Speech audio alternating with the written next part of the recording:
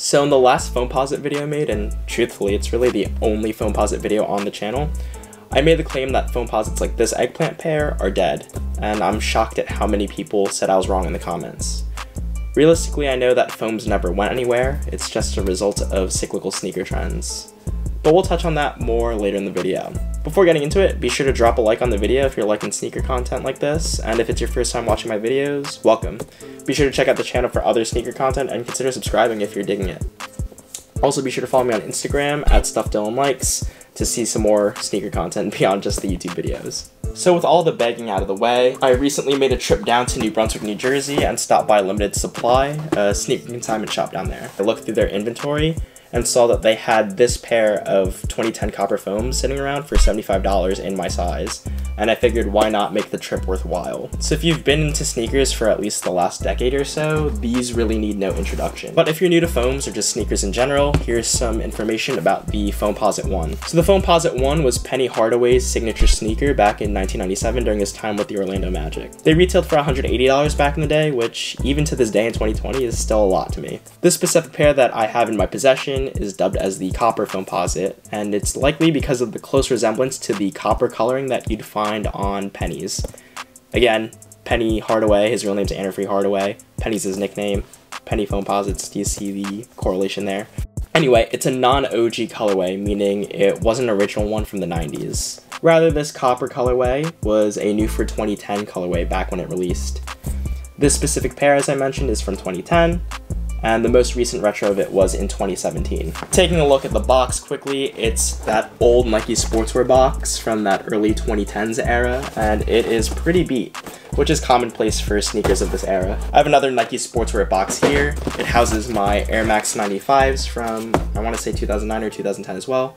Box is similarly beat. The official colorway on these sneakers is black and metallic copper, which is literally timely for these upcoming fall and winter months. So the Foamposite 1 is built like a tank or even boots, and it's through this Foamposite plastic material.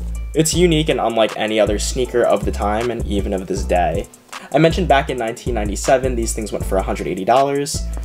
The retail price on these back in 2010 was $200, and today in 2020, newer Foamposites are going for like $220 plus at retail. And the high retail price can be tied directly to the expensive process that it takes to make these. If you don't have a pair of Foamposites, I don't have really a basis of comparison to them. I think it's best to just go check them out in store, as there have been some recent release Foamposites. Aside from this very shiny copper color, you can see the accents of black at the nubuck black lining, the black mesh tongue, the black inner lining of the sneaker, the insoles, etc. There are various penny logos or 1 cent logos at the back heel, as well as the tongue, which are nice details, the outsole too.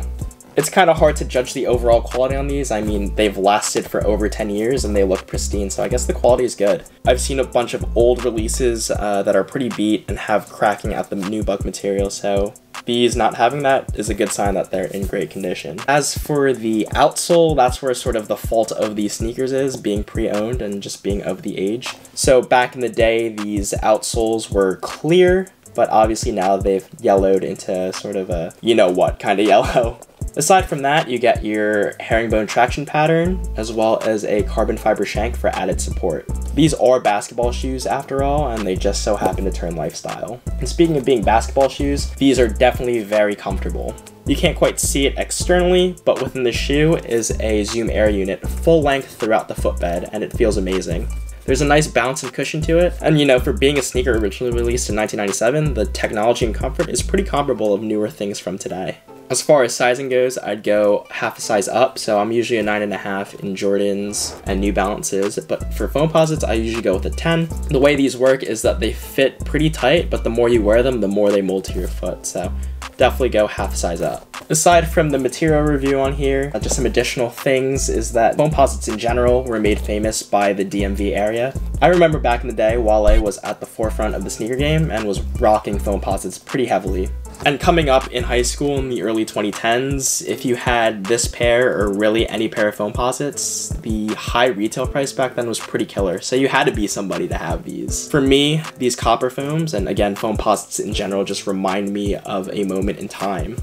Nike basketball sneakers were so hyped back then. People were wearing LeBron 7s and 8s, Kobe's 5s and 6s, and of course Foamposites back then. I mentioned it at the beginning of the video, but as we know, sneaker trends are cyclical. We've seen it with the resurgence of Dunks over the last 12 to 18 months. And not so much the Foamposites, but I do have a bold prediction that they will eventually come back at some point. All it takes is someone like a Travis Scott or any sort of pop culture icon to have these on their feet, and people are going to start giving them eyes again.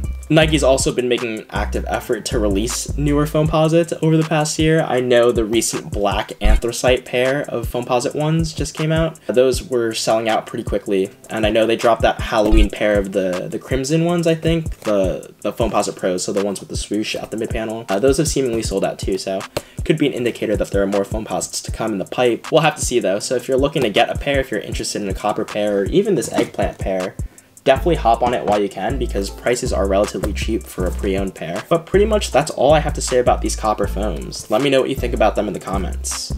Is this a pair you go back and grab? Or are you passing on foams nowadays? You think they were a moment in time and they had their moment and not so much anymore?